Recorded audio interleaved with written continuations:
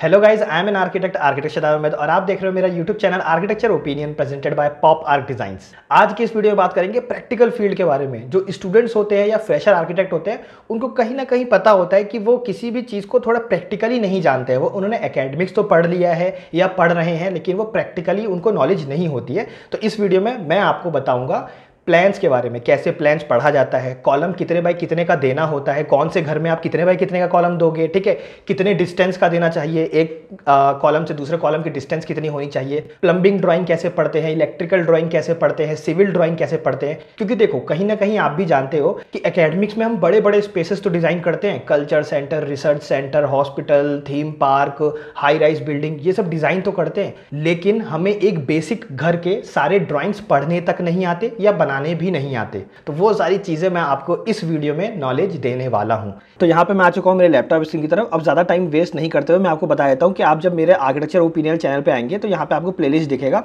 Playlist में जब आप नीचे आएंगे तो आपको यहाँ पर दिखेगा आर्किटेक्चर प्रैक्टिकल फील्ड के नाम से, इंटर्नशिप और जॉब। तो यहाँ पे आपको जितनी भी प्रैक्टिकल नॉलेज है ना वो सारी ही मिलने वाली है, जैसे कि how to do a architecture site visit inspection.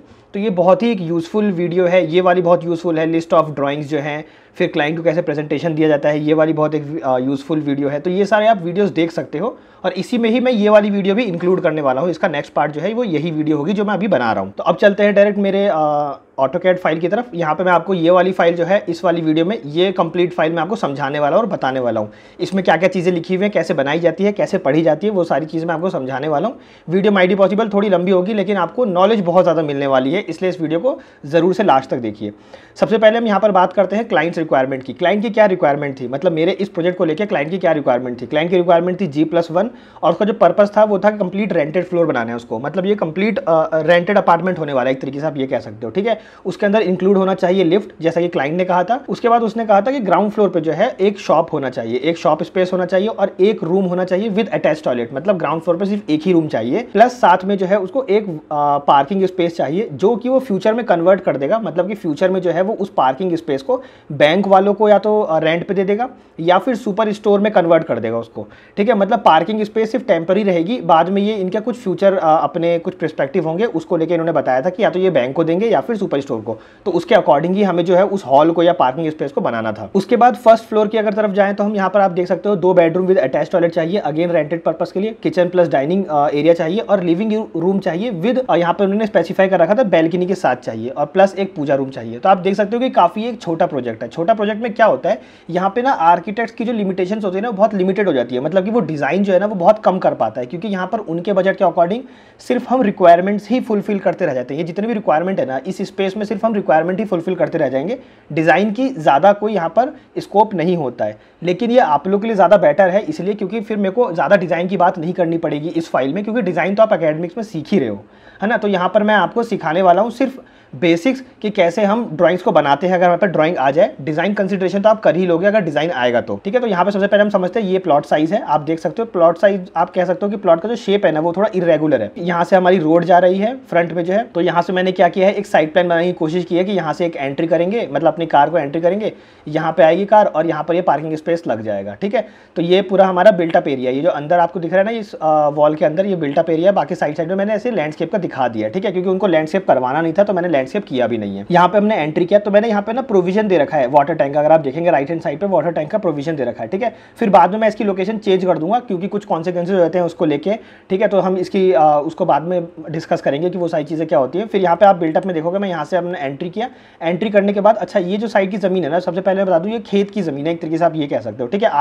Agriculture land है एक तरीके से, ठीक है। तो वहाँ पर ये अपना एक बीच में एक घर बनवा रहे हैं, बस ये वाली चीज़ है। साइड में भी इनके ही अपने ही खुद के प्लॉट है, वहाँ पे वो एग्रीकल्चर मतलब क्रॉप की फार्मिंग करते हैं, ठीक। तो यहाँ से हमने एंट्री की तो ये उन्होंने ग्लास फसाड लगाने के लिए कहा था, तो ग्लास फसाड लगाया। ये आप देख सकते हो पार्किंग स्पेस मैंने डिजाइन कर रखा है, ठीक है। अब पार्किंग स्पेस में क्या है, अगर आप देखोगे तो इसको हम बाद में कन्वर्ट कर सकते हैं बैंक में, ठीक है। और यहाँ पे मैंने फ्रंट में एक शॉप भी दे रखी है कि अगर किसी को सेपरेट शॉप देना होगा तो सेपरेट दे देंगे, अदरवाइज अगर ये बैंक में कन्वर्ट करेंगे या फिर ये कन्वर्ट करेंगे पूरा की पूरा सिस्टम जो है वो सुपर स्टोर में, तो ये पूरा स्पेस को यूटिलाइज कर सकते हैं, पूरे ग्राउंड फ्लोर को। तो यहाँ से हमने एंट्री दी है, आप देख सकते हो कि ये फायर वाला स्पेस हो गया, ठीक है। ये एक रेंटेड रूम हो गया, तो इसको भी ये बाद में चेंज कर सकते हैं। अगर बैंक वाला ले लेगा तो वो इसको मैनेजर रूम बना लेगा, ठीक है। यहाँ पे वॉशरूम हो जाएगा ये सारी चीज़ें, तो ये काफ़ी उसी अकॉर्डिंग ही बनाया गया है इस स्पेस को, ठीक है। उसके बाद आप देखोगे बहुत ही सिंपल है, लेफ्ट हैंड साइड पे क्या है, एक लिफ्ट है और यहाँ पर एक स्टेयरकेस है। अब ये एक बेसिक प्लान है बहुत ज़्यादा, ठीक है। तो हम इसी पे ही डिस्कस करेंगे ताकि आप कम से कम इतने बेसिक चीज़ों को तो बना पाओ, इतनी बेसिक चीज़ों की बाकी सारी ड्राइंग्स तो बना पाओ, डेवलप कर पाओ, ठीक है। तो हम इसको समझेंगे तो आपको ये बहुत बेसिकली समझ में आ गया होगा कि क्या ड्राइंग होने वाली है, ठीक है। अब हम यहाँ पर बात करेंगे फ्लोर प्लान की। अब इसके हम फ्लोर प्लान को समझ लेते हैं, क्योंकि ये तो मैंने साइड प्लान दिखाया आपको, ठीक है।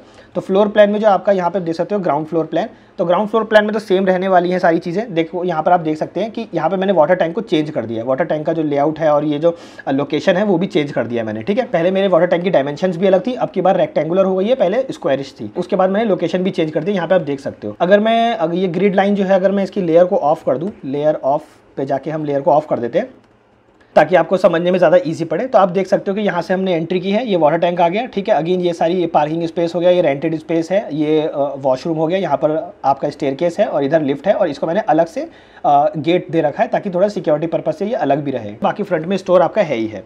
तो ये इनकी रिक्वायरमेंट थी ग्राउंड फ्लोर को लेके, जो कि यहाँ पर कंप्लीट हो गई है।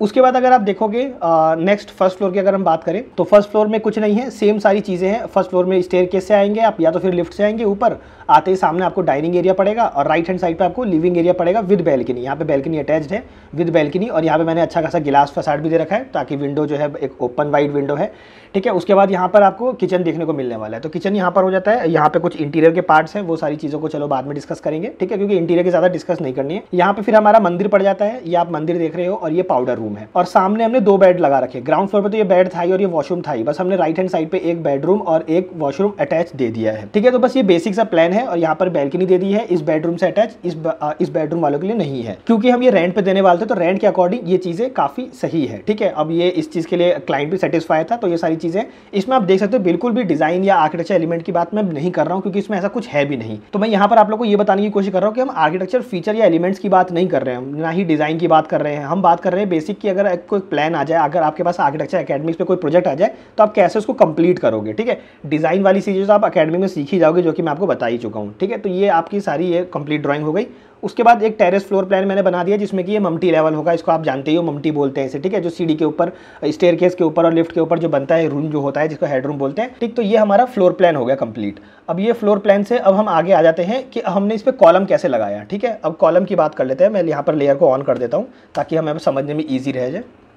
तो यहाँ पे आप देख सकते हैं कि मैंने कॉलम सेट कर रखा है। अब कॉलम कैसे डिसाइड किया, सबसे पहले समझ लेते हैं ग्राउंड फ्लोर से, ठीक है। ये कॉलम कितने बाई कितने का है, ये साइजेस कैसे पता चलेंगे और इनका डिस्टेंस कैसे पता चलेगा। तो इनके डिस्टेंस के लिए सबसे पहले तो देखिए हमने जो है वो फ्लोर प्लान बना लिया था। ये अगर आप देखोगे तो विदाउट कॉलम जो है आपको एक फ्लोर प्लान सबसे पहले डिज़ाइन कर लेना है। तो ठीक है, ये हमने डिज़ाइन कर लिया। अब आप यहाँ पर देखोगे मैंने यहाँ पे ना आपको कुछ थंब रूल्स दे रखे हैं। आपको सबसे पहले थंब रूल्स पढ़ने हैं कॉलम को लगाने से पहले। थंब रूल्स क्या है यहाँ पर, नंबर 1 पे है minimum size of RCC column should not be less than 9 inches bye 9 inches, मतलब कि 230 mm बाय 230 mm से कम का नहीं होना चाहिए। ये हमारा एज पर आईएस कोड के अकॉर्डिंग है। यहाँ पर लिखा हुआ है आईएस कोड। आईएस कोड जो है वो civil engineer, structural engineer use करते हैं, तो उसके अकॉर्डिंग मैं आपको बता रहा हूँ कि हमें 9 इंची बाय 9 इंची से कम का देना ही नहीं है। और उसके अंदर मिनिमम जो है वो 4 बार्स होने चाहिए 12 mm के, मतलब 12 mm की उनकी थिकनेस होनी चाहिए उन बार्स की जो होती है, ठीक है। जिसे हम सरिया बोलते हैं, जिसे हम रॉड बोलते हैं, उनकी 12 mm की थिकनेस होनी चाहिए और मिनिमम 4 होने चाहिए और 9 बाई 9 इंची, मतलब सबसे मिनिमम। इससे छोटा साइज आप बना ही नहीं सकते आज की डेट में, ठीक है। ये चीज़ क्लियरली मेंशन्ड है। अब बात करते हैं कॉलम मिनिमम डिस्टेंस कितना होना चाहिए, 5 मीटर। तो मतलब 5 मीटर जो है वो क्वाइट सेफ है। अगर आप कॉलम की 2 कॉलम के बीच का डिस्टेंस जो है आपको 5 मीटर देना है, अगर आप यहाँ पर 9 इंच बाय 9 इंच का रखते हो। उसके बाद मैंने आपको यहाँ पर रिकमेंडेशन दे रखी है मेरी। आप अगर रिकमेंडेशन देखोगे तो अगर आपके पास कोई भी प्रोजेक्ट आता है, तो मान लो आपके पास ग्राउंड फ्लोर का प्रोजेक्ट आता है, तो आपको 9 इंची बाय 9 इंची का ही कॉलम देना है। और अगर आपके पास G+1 का आता है, जैसे कि हमारा ये वाला जो प्रोजेक्ट है वो G+1 पे लाई करता है, ठीक है। G+1 आता है तो आपको 9 इंची बाय 12 इंची का कॉलम देना है, ठीक है। 9 इंची का मतलब हो जाता है 230 mm और 12 इंची का मतलब हो जाता है ऑलमोस्ट 300 mm के समथिंग हो जाता है। और उसके बाद जो अगर आपके पास आता है G+2 का, तो G+2 में आपको क्या करना है, 12 इंची बाय 12 इंची का देना है। तो ये मेरी रिकमेंडेशन है कि अगर आपके पास इन टाइप के कोई भी प्रोजेक्ट्स आते हैं तो आप उसमें ये वाले कॉलम्स डाल सकते हो। अच्छा, इनकी डिस्टेंस कितनी होगी, एक कॉलम से लेकर दूसरे कॉलम के बीच में यहाँ पे लिखी हुई है 3 से 5 मीटर ले सकते हो। मतलब अगर आपके पास ग्राउंड फ्लोर का अगर आपके पास प्रोजेक्ट आया है तो आप 9 इंची बाय 9 इंची का दो और उसमें 3 मीटर बाय 5 मीटर के बीच में आप डिस्टेंस रख सकते हो। अगर G+1 आया है तो इतने कॉलम साइज रखो और इतने डिस्टेंस रख सकते हो। अगर G+2 आया है तो इतना कॉलम साइज रखो और इतना आप डिस्टेंस रख सकते हो, ठीक है। अब इसके आगे बात करते हैं फोर्थ फिफ्थ या जो भी है ये G+3, G+4, G+5, G+6। देखो चाहता तो मैं आपको वो भी दे सकता था, ठीक है, लेकिन मैंने आपको इसलिए नहीं दिया क्योंकि उसमें क्या होता है, जनरली आप ये मान के चलो कि G+2 के बाद ना जब G+3 आप डिजाइन करने की कोशिश करते हो तो आप कॉलम वहां पर तभी डालो या कॉलम तभी दो, सिविल वर्क तभी करो जब आपके पास एक्सपीरियंस हो, पहले से वर्क एक्सपीरियंस होना चाहिए। अगर आप एज ए फ्रेशर हो तो आप बिल्कुल भी G+3 को कॉलम डालने का मत सोचो अभी हाल फिलहाल में, ठीक है। मैं चाहता तो आपको दे देता, लेकिन वहां पे काफी चीजें फिर और भी कंसिडर करनी पड़ जाती है, इसलिए मैंने आपको उनके साइजेस नहीं बताए हैं। सेकंड थिंग, क्योंकि आप खुद एक एक्सपर्ट हो तो आपको एक एक्सपर्टीज की वैल्यू पता होनी चाहिए। तो जैसे ही आप G+3 पे जाते हो ना तो आप कंसल्टेंसी ले लो किसी इंजीनियर की, किसी स्ट्रक्चरल इंजीनियर की, ठीक है, और उनसे बोलो कि वो सिविल वर्क करके दे उस प्रोजेक्ट का, ठीक है। तो G+3 के बाद जितने भी हैं, या तो अगर आप फ्रेशर हो तो आप कंसल्टेंसी लो, और या तो फिर आपके पास एक्सपीरियंस होना चाहिए, तभी आप G+3 का कॉलम साइज और ये सब चीज़ें जो है वो डिनोट करो और बनाओ या साइज अवेलेबल करवाओ क्लाइंट को। आई होप कि आपको ये भी समझ में आ गया होगा कि कॉलम साइज हम कैसे देते हैं। तो हमारा जो प्रोजेक्ट है वो G+1 है, मतलब कि मुझे जो है वो ये देना है 9 इंची बाय 12 इंची का देना है, मतलब 230 mm बाय 300 mm का मुझे देना है, और 3 से 5 मीटर का मैं डिस्टेंस रख सकता हूँ, ठीक है। तो अब हम यहाँ पर आते हैं मेरे कॉलम पे। तो यहाँ पे आप देख सकते हो, अब हम कॉलम की बात कर लेते हैं, एक कॉलम से दूसरे कॉलम के बीच की डिस्टेंस। तो सबसे पहले आप यहाँ पे कॉलम साइज देख सकते हो। अगर मैं कॉलम साइज की आपको डिस्टेंस दिखाऊं तो यहाँ पे आप देख सकते हैं कि ये मेरा कॉलम है 230, मतलब 9 इंची यहाँ पे आपको लिखा हुआ दिख रहा है 9 इंची, ठीक है। अच्छा, इन कॉलम के सेंटर टू सेंटर डिस्टेंस देख लेते हैं, ये सेंटर टू सेंटर डिस्टेंस है कितना। तो मैंने क्या किया है, अब मैंने वॉल के पास देने की कोशिश की है सारे कॉलम्स को, ठीक है, मतलब वॉल टू वॉल, ताकि जो है वो एस्थेटिकली भी अच्छा लगे। तो यहाँ पे आप देख सकते हो कि 5 मीटर से ज्यादा चला गया मेरा, ठीक है, 5.6 मीटर चला गया, और मैंने कितना बोलता 3 से 5 मीटर देना है। तो इसलिए मैंने क्या किया है कि जैसे ही ये मेरा लेंथ, मतलब जो इन दोनों कॉलम के बीच का डिस्टेंस बढ़ गया है, इसीलिए मैंने क्या किया है, कॉलम के साइज को भी बढ़ा दिया है। क्योंकि मैंने यहाँ पर जो है ये 9 इंची का तो दिया है एक साइड से, जो कि मैंने आपको बताया था, ठीक है, लेकिन दूसरे साइड मैंने 12 इंची का नहीं दिया, दूसरा साइड मैंने दिया है 450 mm का। 450 mm का मतलब हो जाता है 18 इंची, ठीक है, मतलब 18 इंच का मैंने जो है यहाँ पर कॉलम साइज दे दिया है। क्योंकि यहाँ पर डिस्टेंस भी बढ़ गया था तो इसलिए मेरे को कॉलम का साइज भी बढ़ाना पड़ा, ताकि वो इतने डिस्टेंस को लोड ले सके, ठीक है। आई होप कि आपको समझ में आ गया होगा हम कॉलम कैसे डिसाइड करते हैं, कैसे देते हैं, ठीक है। देखिए 9 बाय 12 इंची का एज पर यहाँ पर जो मैंने आपको रिकमेंडेशन दी है, मेरे को 9 बाय 12 इंची का यूज करना था, ठीक है, लेकिन मैंने 9 बाय 18 इंची का यूज किया है, क्योंकि मैंने 5 मीटर से ज्यादा का डिस्टेंस दे दिया है यहाँ पर, इसलिए, ठीक है, क्योंकि मैं कॉलम को जो है वो वॉल टू वॉल लगा रहा हूँ। अब बीच में कॉलम को लगा था 5 मीटर को लेने के चक्कर में, तो यहाँ पर वो अच्छा लगता नहीं, ठीक है। तो इसलिए मैंने वॉल पे रन करवाया है, इसलिए मेरे को ये चीज़ डिस्टेंस भी बढ़ानी पड़ी। जैसे जैसे डिस्टेंस बढ़ेगी वैसे वैसे कॉलम की साइज भी बढ़ती रहेगी, ये चीज़ आप हमेशा याद रखिएगा कि वो डायरेक्टली प्रोपोर्शनल होते हैं, ठीक है। तो मैंने इस फ्लोर प्लान में आप देखोगे तो यहाँ पर एक कॉलम दिया है, एक यहाँ पर दिया है, एक यहाँ पर दिया है, ठीक है। उसके बाद ये कॉलम दिए है। अच्छा, इनकी जो हॉरिजॉन्टल या लॉन्गिट्यूडनल जो है ना, वो कैसे डिसाइड होता है कि आपको ऐसे हॉरिजॉन्टल देना चाहिए या फिर वर्टिकल देना चाहिए। देखिए यहाँ पे कॉलम लंबाई में दिखेगा आपको, और यहाँ पर आपको कॉलम जो है वो लेटा हुआ दिखेगा, ठीक है। वो कैसे डिसाइड होता है, वो डिसाइड होता है कि कितना डिस्टेंस आ रहा है इस कॉलम से इस कॉलम के बीच में, डिस्टेंस कितना आ रहा है, हमें मिनिमम से मिनिमम रखना होता है। अगर मैं इस कॉलम को यहाँ पर लेटा दूंगा ना, अगर मैं इस कॉलम को यहाँ पर लेटा दूंगा, जैसे कि आप देखिए यहाँ पर ग्रिड लाइन को देख सकते हैं आप, इस सेंटर से इसके सेंटर को अगर मैं यहाँ पर कैलकुलेट करता हूँ, आपको दिखाता हूँ, इसके सेंटर से इसके सेंटर में आप देख सकते हो 4.5 मीटर का डिस्टेंस आ रहा है, ठीक है। और वहीं मैं अगर इसके सेंटर को निकालता हूँ, बल्कि दोनों सेम ही लोकेशन पर है, ठीक है, लेकिन मैं इसके सेंटर को निकालता हूँ तो आप देख सकते हैं 4.3 आ रहा है, और यहाँ पर कितना आ रहा है 4.5 आ रहा है, ठीक है। तो क्या होता है, जैसे कि अगर आप कॉलम को लेटा रहे हो तो आपको ये चीज़ देखनी पड़ती है कि अगर आप वर्टिकली रख रहे हो तो ज़्यादा डिस्टेंस तो नहीं बन रहा है। तो मेरे में यहाँ पे तो क्वाइट सेफ है, 5 मीटर के अंदर ही जा रहा है, ठीक है, पहली बात तो इसलिए मैंने इसको लॉन्गिट्यूडनल इसलिए रखा है ताकि यहाँ से यहाँ का डिस्टेंस कम हो जाए, ठीक है। अगर मैं इसको वर्टिकली रखता ना तो यहाँ पे यहाँ का डिस्टेंस बढ़ जाता, इसलिए अब यहाँ पर आप देख सकते हो अगर मैं इसको वर्टिकली रखता तो ये डिस्टेंस बढ़ जाता, इसलिए मैंने क्या किया है, इसको यहाँ पर आप देख सकते हो कि मैंने इसको लेटा के रखा है, ठीक है। मैं आपको लेटा के इसलिए बोल रहा हूँ ताकि आप समझ पाओ, ठीक है। हॉरिजॉन्टली रखा है, आप पर्टिकुलर टर्मिनोलॉजी यूज़ कर सकते हो, ठीक है। तो आई होप कि आप समझ रहे होगे कि हमें इस तरीके से देखना होता है कि कॉलम को हमें लेटा के रखना है, मतलब वर्टिकली रखना है या हॉरिजॉन्टली रखना है। ये चीज़ आपको ऐसे डिसाइड करनी होती है कि डिस्टेंस जो है दोनों साइड से कम हो, ठीक है। तो यहाँ पर अगर मैं इसको वर्टिकली रख देता तो डिस्टेंस यहाँ बढ़ जाता। तो आई होप कि आप समझ रहे होगे मैं क्या कहना चाह रहा हूँ। और यहाँ पे मैंने इसको वर्टिकली इसलिए रख दिया है ताकि यहाँ से तो डिस्टेंस कम हो ही जाएगा, और यहाँ से यहाँ के डिस्टेंस वैसे ही ऑलरेडी कम है, ठीक है। तो इसलिए मैंने इसको यहाँ पर लेटाना ज़्यादा, इसलिए मैंने इसको यहाँ पर जो है खड़ा रखा है, कॉलम को मतलब वर्टिकली रखा है, ठीक है, ताकि यहाँ से यहाँ भी कम हो जाए ऑटोमेटिकली, क्योंकि यहाँ से यहाँ ऑटोमेटिकली यहाँ पे पहले से ही कम है इन दोनों के बीच में। आई होप कि आप समझ रहे होंगे कि मैं क्या बताना चाह रहा हूँ आपको। तो इसके अकॉर्डिंग ही है, मैं अगेन क्या करता हूँ, लेयर को ऑफ कर देता हूँ यहाँ पर ताकि आप समझ पाए। तो मैंने क्या किया है, हर कॉलम को जो है वो इसी अकॉर्डिंग रख लिया है। अब लिफ्ट के पास अगर आप देखेंगे तो लिफ्ट के पास मैंने छोटे छोटे 4 कॉलम दे रखे हैं। आप चाहें तो आरसीसी स्ट्रक्चर बना सकते हैं। आरसीसी स्ट्रक्चर का मतलब होता है कॉन्क्रीट की पूरी वॉल बना दीजिए आप इन 3 वॉल को, ठीक है। इन 3 वॉल को कॉन्क्रीट की पूरी वॉल बना दीजिए, वो ऑटोमेटिकली लोड ले लेंगे। लेकिन मैंने यहाँ पर जो है वो कॉलम दे दिया है। वो आप पर डिपेंड करता है, वो लोड पे डिपेंड करता है बेसिकली। आप पर, हम पे भी क्या ही डिपेंड करेगा, लोड पे डिपेंड करता है, ठीक है। तो ये धीरे धीरे आप एक्सपीरियंस के साथ सीख जाओगे। बाकी आप यहाँ पर देख सकते हो कि विंडो में लगा रखी है, यहाँ पे कॉलम जो है मैंने आपको दे रखा है यहाँ पर। तो बहुत बेसिक सा प्लान में दे रहा हूँ ताकि आपको कॉलम को ज़्यादा स्टडी करने में दिक्कत ना हो। देखिए यहाँ पर 3 कॉलम हो गए, इधर कॉलम हो गए, इधर कॉलम हो गए, इधर कॉलम हो गए और इधर हो गए। तो मतलब मैंने ये ग्रिड में डाला है, ठीक है। अच्छा, अब समझ लेते हैं कि ये तो आप समझ गए होंगे कि मैंने कॉलम को जो है वो कैसे प्लेस किया है और कॉलम को कैसे प्लेस करना होता है। सेम चीज़ यही फर्स्ट फ्लोर पे भी सेम रन करेगी, ठीक है, यही टेरेस पे भी करेगी, क्योंकि नीचे से लेकर ऊपर तक सेम कॉलम जाते हैं, ठीक है। तो आई होप कि आपको कॉलम का समझ में आ गया होगा। अब हम समझते हैं ग्रिड पैटर्न को लेकर, ठीक है। अब ग्रिड पैटर्न क्यों होता है? ग्रिड पैटर्न होता है ताकि जब हम साइट पे भी बनाते हैं ना, जब भी घर, तो जो स्ट्रक्चर इंजीनियर या सिविल इंजीनियर जो कॉन्ट्रैक्टर होते हैं ना, वो लोग सबसे पहले क्या करते हैं, चौक मिट्टी से या आप कह रहे हो चौक पाउडर से ना इन ग्रिड्स को बनाते हैं। ये जो ग्रिड्स आपको दिख रहे हैं ना ब्लू में, ये इनको बनाते हैं पहले, ठीक है। इनको बनाने से क्या होता है, फिर उनको इन कॉलम की लोकेशन मिल जाती है कि कहाँ पर ये वाला कॉलम आएगा, कहाँ पर ये वाला कॉलम आएगा, कहाँ पर ये वाला कॉलम आएगा, ठीक है। तो आपको क्या करना होता है, आपको सबसे पहले कॉलम जब आप मतलब प्लेस कर लेते हो फ्लोर प्लान में, ठीक है, उसके बाद ना आपको ग्रिड बनाना होता है। ग्रिड कैसे बनाते हो? ग्रिड बनाते हो आप किसी भी एक कॉलम को लेके ना उसका सेंटर लाइन निकाल लो। इस साइड से 9 इंची के साइड से 230 mm के साइड से ये इसका सेंटर लाइन हो गया, ये वाली लाइन जो है, ठीक है, ये वाली पर्टिकुलर लाइन जो है, ठीक। और उसके बाद वर्टिकली आप देखोगे तो ये इसका सेंटर लाइन नहीं है, लेकिन वर्टिकली आप नीचे जाओगे तो ये इसका सेंटर लाइन है, इसका सेंटर लाइन है और इसका भी सेंटर लाइन है, ठीक है। तो वर्टिकली ये इसका सेंटर लाइन है।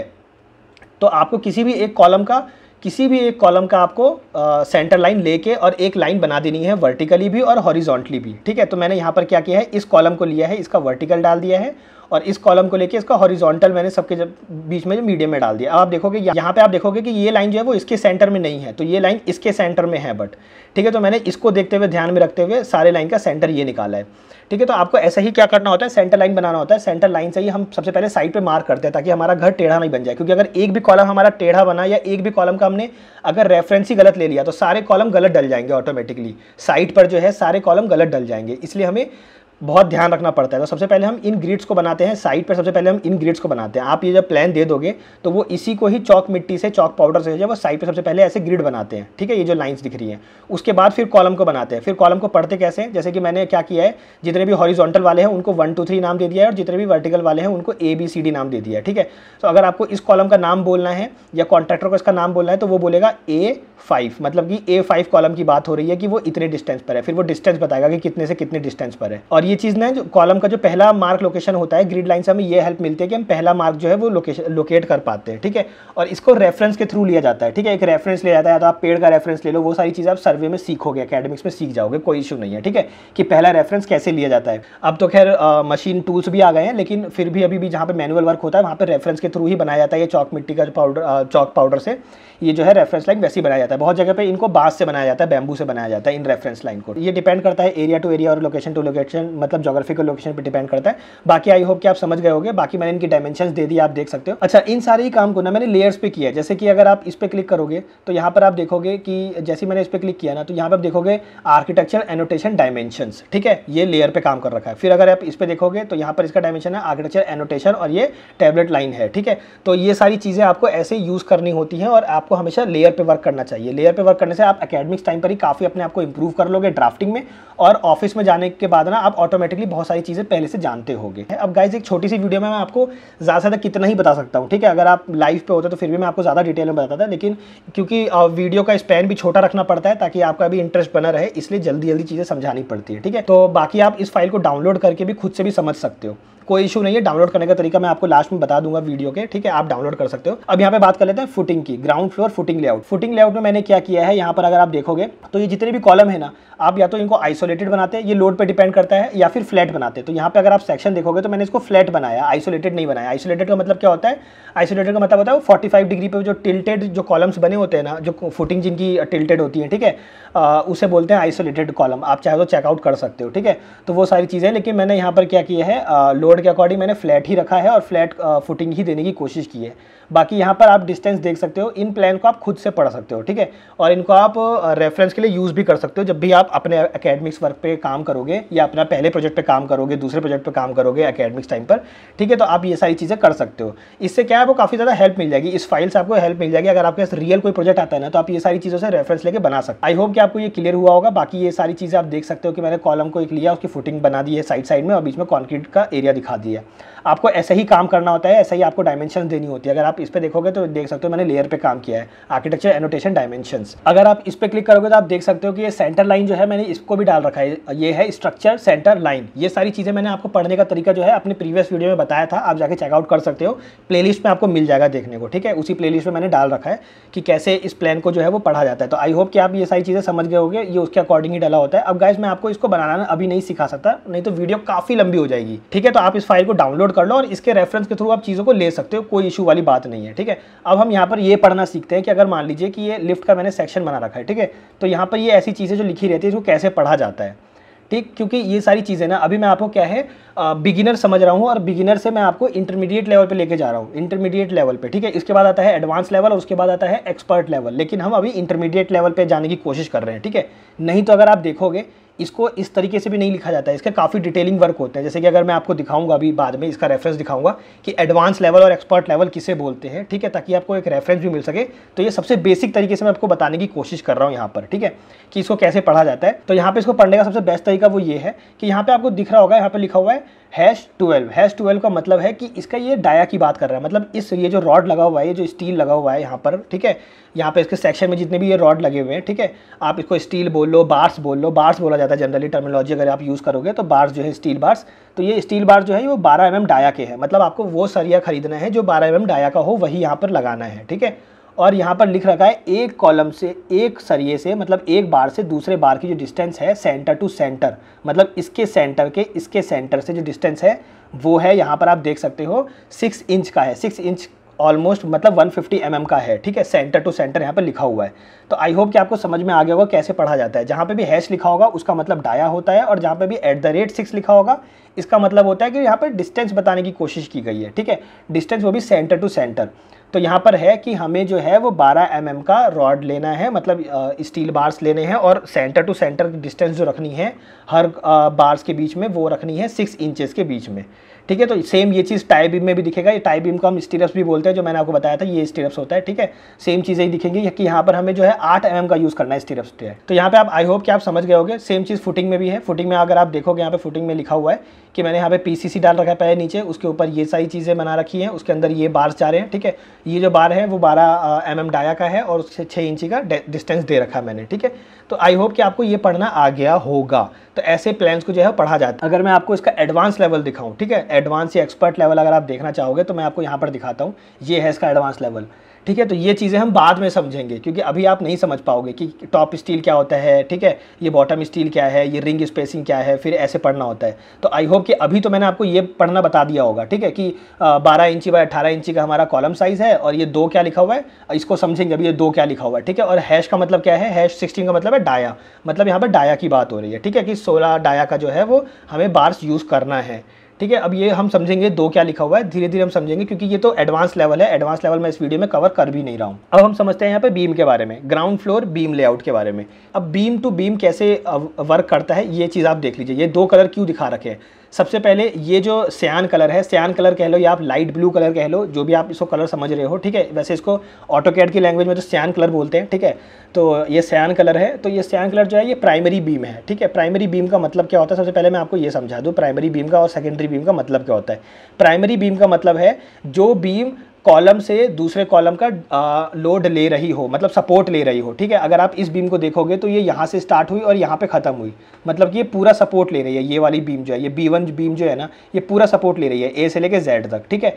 जो भी बीम सपोर्ट नहीं लेगी या एक एंड से सपोर्ट लेगी या सिर्फ बीम टू बीम सपोर्ट लेगी उसको हम सेकेंडरी बीम बोलते हैं, ठीक है। जैसे कि अगर आप इस बीम को देखोगे, ये जो डार्क ब्लू कलर है, ठीक है, तो यहाँ पे आप देखोगे एक कॉलम से ये लोड तो ले रही है, ठीक है, लेकिन दूसरे साइड इसका कोई लोड नहीं है, तो इसको हम सेकेंडरी बीम बोलेंगे, ठीक है, क्योंकि यह कैंटिलीवर स्ट्रक्चर बन जाता है यहाँ पर। और ये कौन सा वाला एरिया है, अगर आप प्लान के अकॉर्डिंग समझोगे ना तो ये बैल्कनी वाला एरिया है, बैल्कनी यहाँ पर बना हुआ है, ठीक है। तो ये तो हमारा बिल्टअप एरिया में आ जा रहा था और यहाँ पे हमारा बैल्कनी बाहर के साइड निकला हुआ, वो सारी चीज़ें मैं भी आपको समझाऊंगा, ठीक है। तो एक काम करता हूँ, इसको समझाने के लिए ना मैं आपके लिए स्पेशली कॉपी करके इसको अलग से पेस्ट कर देता हूँ ताकि आप समझ पाओ। और यहाँ से एक फ्लोर प्लान उठा लेते हैं, फर्स्ट फ्लोर उठा लेते हैं ताकि आपको समझने में ईजी रहे।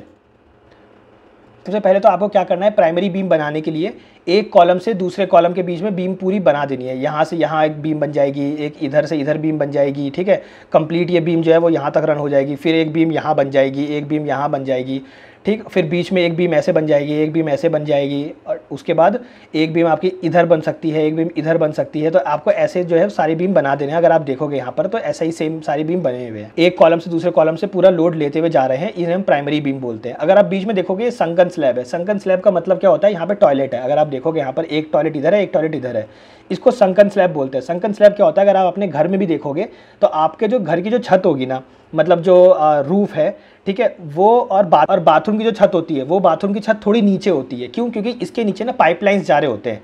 टॉयलेट के नीचे पाइपलाइंस जा रहे होते हैं। क्यों जा रहे होते हैं? क्योंकि पाइपलाइंस को ना टेढ़ा बिछाना होता है, टिल्ट बिछाना होता है स्लोप में, ताकि जब पानी उसमें जाए, पाइप में जाए, ठीक है, जैसे आपने वॉश बेसिन में हाथ धोया तो पानी जब जाएगा तो स्लोप में होना चाहिए पाइप, ताकि वो पानी फिर एक तरफ जाके कहीं पर चला जाए, बाहर कहीं निकल जाए पानी, ठीक है, इसलिए स्लोप में डाला जाता है। तो स्लोप को बनाने के लिए हमें जो है सबसे पहले नीचे एक थिकनेस चाहिए होती है अच्छी खासी, ठीक है। तो इसको संकन स्लैब इसलिए बोलते हैं। संकन स्लैब का मतलब होता है बाथरूम के नीचे जो स्लैब डलता है उसको संकन स्लैब बोलते हैं, मतलब कि उसकी डेप्थ थोड़ी नीचे होती है। वो चीज़ें मैं अभी आपको समझाऊंगा अगर आपको नहीं समझ में आ रही है तो, ठीक है। तो सबसे पहले समझते हैं प्राइमरी बीम को लेके। तो प्राइमरी बीम मैंने कॉलम टू कॉलम रेस्ट करवा दिया है। ये चीज़ें बहुत सिंपली समझ में आ गई होगी, ठीक है। यहाँ पर मैंने क्रॉस मार दिया है और एक क्रॉस यहाँ पर भी लगाना था, वो रह गया, चलो ठीक है, कोई इशू नहीं है, ठीक है। तो यहाँ पे आप देख सकते हो कि मैंने क्रॉस इसलिए मारा क्योंकि यहाँ पे शाफ्ट बनता है, मतलब कि यहाँ पे कोई स्लैब डलने वाला ही नहीं है, इधर स्लैब नहीं डलेगा और लिफ्ट में कोई स्लैब नहीं डलेगा, ठीक। तो वो सारी चीज़ें इसलिए हमें वहाँ पर एक क्रॉस मार देना होता है। क्रॉस आप बोल लो या शाफ्ट बोल लो इसको, ठीक। तो ये भी देखोगे अगर आप तो लेयर पे मैंने कर रखा है wall pattern, architecture wall pattern, ये भी लेयर पर ही है, ठीक है। तो हर चीज़ लेयर पे ही हमें काम करनी होती है।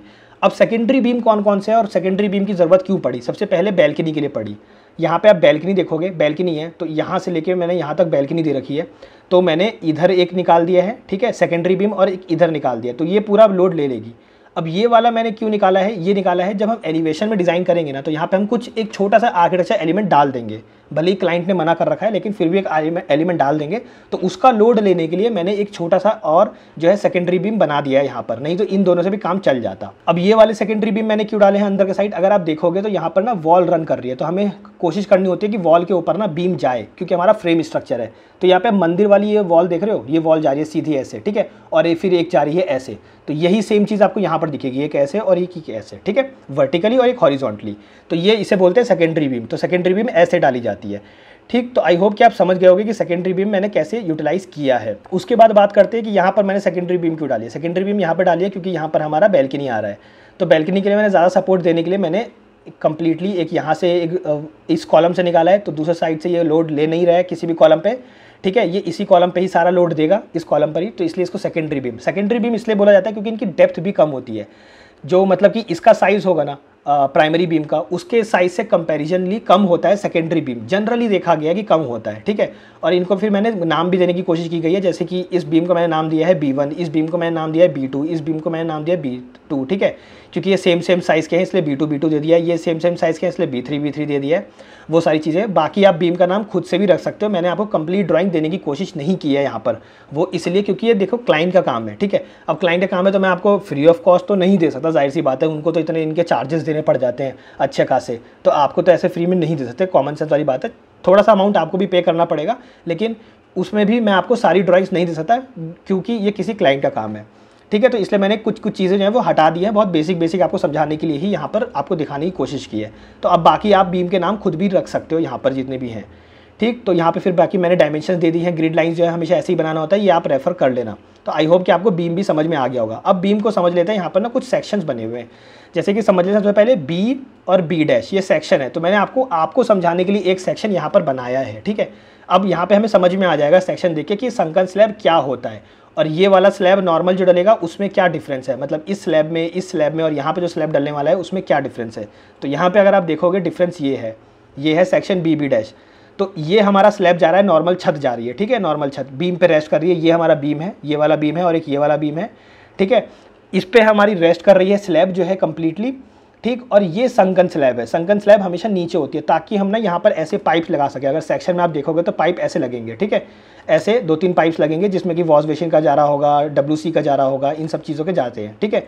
तो ऐसे पाइप्स जाते हैं, 100 mm के ही होते हैं, 110 की या 100 mm के PVC पाइप होते हैं, और उसके नीचे और ऊपर जो है फिर वो कॉन्क्रीट बिछा देते हैं या PCC बिछा देंगे, जो भी है वो बिछा देते हैं उसके अकॉर्डिंगली, ठीक है। मतलब यहाँ पे एक रख दिया और ये स्लोप में होता है तो इनको टिल्ट चाहिए होता है, ठीक, तो इसके अकॉर्डिंग ही संकन स्लैब आप कभी भी देखना, अपने बाथरूम की छत को देखना, आपका नीचे होगा थोड़ा छत, वो इसीलिए होता है। कितना छत नीचे है मेरा, अगर आप यहाँ पर देखोगे तो यहाँ पर कम से कम 300 आपको दिखेगा डिस्टेंस, तो ये 300 mm है ऑलमोस्ट। ठीक है, मतलब कि 100 mm की तो हमारी पाइप डल जाएगी और 200 mm ऊपर और नीचे, 100 mm ऊपर और 100 mm हमें नीचे मिल जाएगा।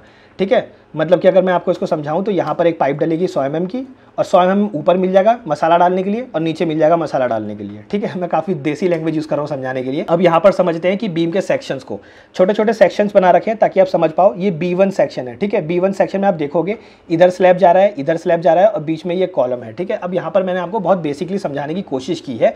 जो हमारा छत जो स्लैब डलता है वो मिनिमम 6 इंची का डलता ही डलता है, मिनिमम है 150 mm का डलता ही डलता है। ठीक है, अब यहाँ पर आप बीम की डेप्थ देखो कितनी है, 450 mm है। मैंने क्या किया है, बीम की उतनी ही डेप्थ दे दी है, उतना ही साइज दे दिया जितना कॉलम का है, ताकि मुझे ज़्यादा दिमाग लगाना ही नहीं पड़े। ठीक है, मतलब जितना कॉलम का साइज था 9 बाय 18 इंची का, उतना ही सेम इसको भी दे दिया है। यहाँ से आपको 9 इंची दिखेगा, यहाँ पे आप देख सकते हो 9 इंची, और यहाँ पे 18 इंची।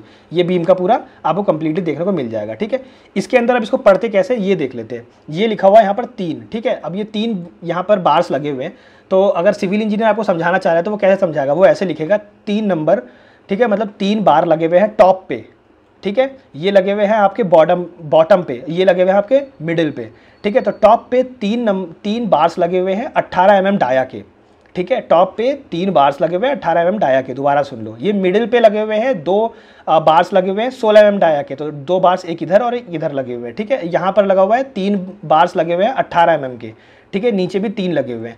ऐसे हमें पढ़ना होता है। ये उसका साइज है। स्टीरप्स मतलब डिस्टेंस कितनी होगी स्टीरप्स की, 8 mm का होगा, 4 इंची, और 4 इंची का जो है हमारा सेंटर टू सेंटर डिस्टेंस होगा। ये प्राइमरी बीम है हमारी, सियान कलर जो है ये हमारा प्राइमरी बीम है। आई होप कि आप समझ गए होंगे कि B1 कौन सा वाला है। यहाँ पर अगर आप प्लान को इसको आप डाउनलोड कर लेना, आपको ऑटोमेटिकली बाकी सारी चीज़ें समझ में आ जाएंगी, क्योंकि काफ़ी डिटेल में आपको भी समझना पड़ेगा खुद से बैठ के। ठीक है, तो ये B1 है। तो आई होप कि आपको समझ में आ गया होगा। लेकिन द थिंग इज़ कि इतना सिंपली ज़रूरी नहीं है कि हर कोई लिखे, जैसे कि मैंने आपको लिख के दे दिया ताकि आप समझ पाओ, लेकिन हर जगह ऐसा नहीं लिखा रहता। बहुत जगह कैसा लिखा रहेगा, ऐसे लिखा रहेगा 3-16#। ठीक है, अब 3 का मतलब क्या है, 3 नंबर, मतलब 3 बार्स लगे हुए हैं और 16 mm डाया के लगे हुए हैं। यहाँ पे 2-16 लिखा हुआ है हैश के साथ, मतलब कि 2 बार्स लगे हुए हैं 16 के। मतलब सेम इसी चीज़ को मैंने यहाँ पर इसको ऐसे लिख के आपको बताया है कि ऐसे भी लिखा हो सकता है। ठीक है, जैसे कि अगर हम एडवांस और एक्सपर्ट लेवल की बात करें, जो मैंने आपको अभी प्लान दिखाया था ये एडवांस वाला है, तो यहाँ पे आप देख रहे हो ऐसे लिखा हुआ है। ठीक, आप देख सकते हो यहाँ पे टॉप स्टील कितना लिखा हुआ है, यहाँ पर लिखा हुआ है 12 बाय 18 इंची का है हमारा, और यहाँ पर लिखा हुआ है 2 बार्स लगे हुए हैं 16 mm डाया के। तो अब आप इसको पढ़ सकते हो, इन सारे ही जितने भी ये कंप्लीट हैं ड्राइंग्स। ठीक है, आप इनको बहुत ईजिली पढ़ सकते हो। बाकी इन सब चीज़ों को बाद में समझेंगे, ये 3L क्या लिखा हुआ है, ये सारी चीज़ें ये एडवांस लेवल में आ जाएगी। लेकिन आई होप कि आपको सबसे पहले बेसिक चीज़ें तो समझ में आ गई होंगी, इसको कैसे पढ़ा जाता है। ठीक है, तो ये चीज़ें ऐसे पढ़ी जाती हैं। अच्छा, अभी आप यहाँ पर देखोगे, यहाँ पर स्लैब ऊपर है और यहाँ पर स्लैब नीचे है। ऐसा क्यों? क्योंकि ये वही संगन स्लैब वाला आ जाता है आपका यहाँ पर। ठीक है, B3 का मतलब है संगन स्लैब वाला, जो हमने नाम दिया था ना B3, ये है। तो यहाँ पर इसका सेक्शन कटा हुआ है। तो एक तो मैंने सेक्शन आपको ये वाला दिखा दिया था ताकि आपको ईजी पड़े रेफरेंस लेने में, और छोटे छोटे सेक्शन भी काट के दिखा दिए मैंने आपको। ठीक है, कि ये ऐसे होता है ये सारी चीज़ें। तो आई होप कि आपको समझ में आ गया होगा, पढ़ने में आ गया होगा। ये सारी चीज़ें आप बहुत इजीली पढ़ सकते हो। ठीक है, तो एटलीस्ट आपको एक सिविल प्लान का एक बेसिक तो पढ़ना आ गया होगा। मैंने कोई आपको एडवांस नहीं सिखाया, मैं क्लियरली बोल रहा हूँ, मैंने आपको इंटरमीडिएट लेवल पे ले जाने की कोशिश की है। इसके ऊपर एडवांस लेवल आता है और उसके ऊपर एक्सपर्ट लेवल आता है। ठीक है, तो वो सारी चीज़ें अगर आप बीम का अगर आप देखोगे ड्राइंग्स, तो ये भी एक बेसिक ही है, ऐसे पढ़ने होते हैं हमें। यहाँ पे अगर मैं आपको एग्जांपल दूँ तो ऐसे बना हुआ होता है। ठीक है, ये बीम आपका जा रहा है ऐसे, तो फिर ये सारी चीज़ें ऐसे लिखी होती है 3-16। तो ये तो मैंने आपको पढ़ना सिखा दिया है। ठीक है, लेकिन बाकी और भी चीज़ें हैं जो पढ़नी होती है, जैसे कि ये डिस्टेंस लिखा हुआ है, ये क्या है, ये सारी चीज़ें पढ़नी आप धीरे धीरे सीखोगे। ये हमारा आ जाता है, थोड़ा सा एडवांस लेवल आ जाएगा, लेकिन है ये भी अभी बेसिक ही। ठीक, तो आई होप कि आप समझ रहे होगे कि मैं आपको बहुत बेसिक सर्विस समझाने की कोशिश कर रहा हूँ ताकि आप समझ पाओ। ठीक है, तो एक ये प्लान हो गया। आई होप कि आपको बीम वाला भी क्लियर हो गया होगा। तो यहाँ पर मैं इसको डिलीट कर देता हूँ, तो ये भी आपको क्लियर हो गया होगा। देखो गाइस, वीडियो लंबी हो रही है, बट द थिंग इज़ कि मैं इसमें कुछ नहीं कर सकता, आपको समझाने के लिए मुझे ये चीज़ करनी पड़ेगी। बस ये है कि मैं इस वीडियो को जो है वो 2 पार्ट में अपलोड कर दूंगा। ठीक है, ताकि आप छोटे छोटे वीडियोज़ को देख पाओ और समझ पाओ।